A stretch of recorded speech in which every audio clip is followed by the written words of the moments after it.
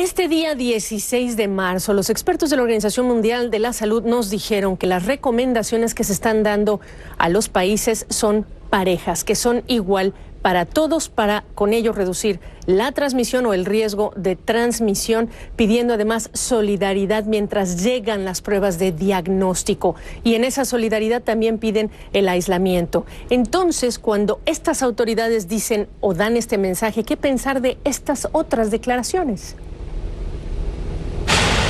Tengo mucha fe de que vamos a sacar a nuestro querido México adelante. No nos van a hacer nada. Los infortunios, las pandemias, nada de eso. Vamos a sacar adelante a nuestro país, porque cuando no hay corrupción, el presupuesto rinde, alcanza. La fuerza del presidente es moral, no es una fuerza de contagio. En términos de una persona, un individuo que pudiera contagiar a otros, el presidente tiene la misma probabilidad de contagiar que tiene usted o que tengo yo. Y usted también hace recorridos, giras y está en la sociedad. El presidente no es una fuerza de contagio. Bueno, yo puedo decir muchas cosas, pero mejor que me ayude a decirlas Valeria Moy, experta economista desde la Ciudad de México vía Skype. Te mandamos un abrazo, esperamos que tú y los tuyos estén bien.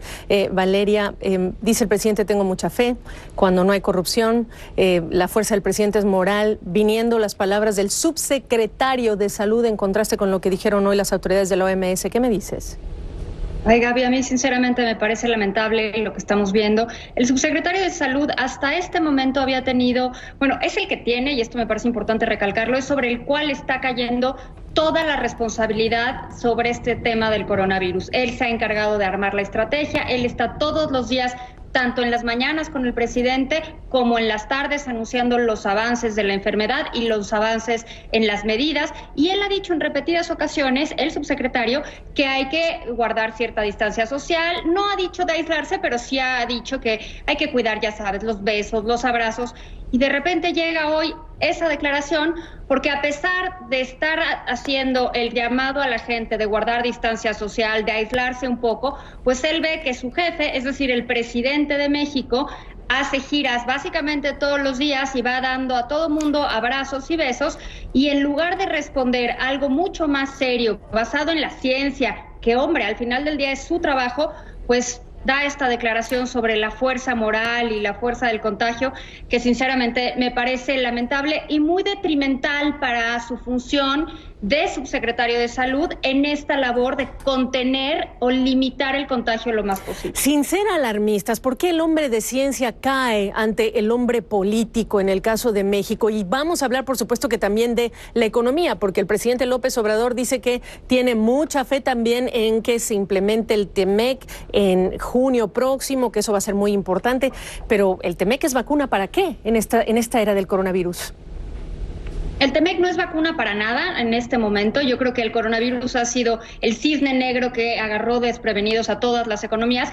Pero aquí, Gaby, me parece importante mencionar que hubo economías, incluyendo la estadounidense y, por supuesto, la mexicana, que tuvimos tiempo para planear. Vimos que esto empezó a gestarse a finales del año pasado y tuvimos prácticamente 2 o 3 meses para ir pensando en opciones, en qué podemos hacer.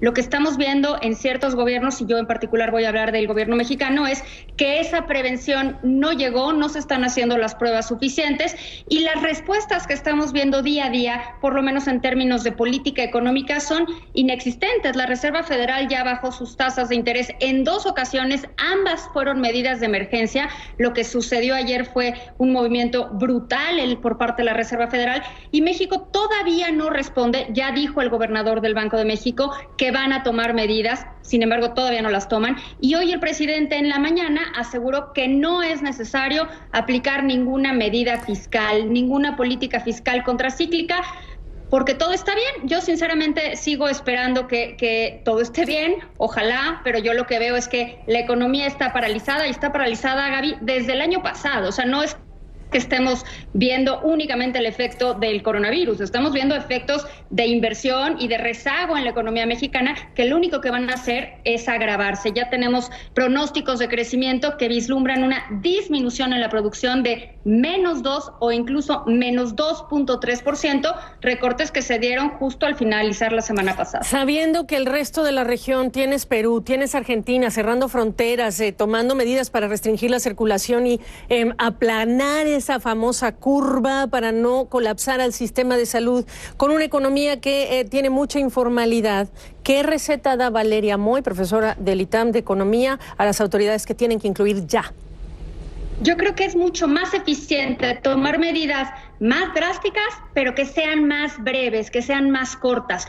Lo que estamos viendo ahora es que la gente, la sociedad, se está aislando sola, no por mandato gubernamental, porque claramente estamos viendo señales distintas. Las escuelas incluso están optando por terminar o por suspender clases antes de lo que el mismo gobierno ha dicho. Es decir, la sociedad está tomando algunas decisiones antes de esperar a la autoridad, porque la autoridad simplemente la vemos descoordinada y vemos que no está tomando las acciones que debería tomar de acuerdo a la Organización Mundial de la Salud. Por supuesto que no estoy hablando de decisiones que yo haría sin ese sustento. Y en términos económicos, Gaby, como bien mencionas, México tiene el 57% de la población ocupada, lo hace en el sector informal. Desde luego que van a ser necesarios apoyos fiscales, algún cambio en política fiscal, van a necesitar reasignar el gasto, reajustar prioridades de inversión. Por ejemplo, hay proyectos de inversión que se ha dicho que en el mejor de los escenarios no dan ningún rendimiento. Es el momento para cancelar esos proyectos que no tienen ningún sentido de ninguna índole y asignar esos recursos a las áreas que más van a sufrir. Yo creo que es importante actuar ya y no esperar a que esto sea un problema mayor. Cuando la ciencia nos alcance. Te agradezco, Valeria, un abrazo. Gracias a ti, Gaby, otro abrazo.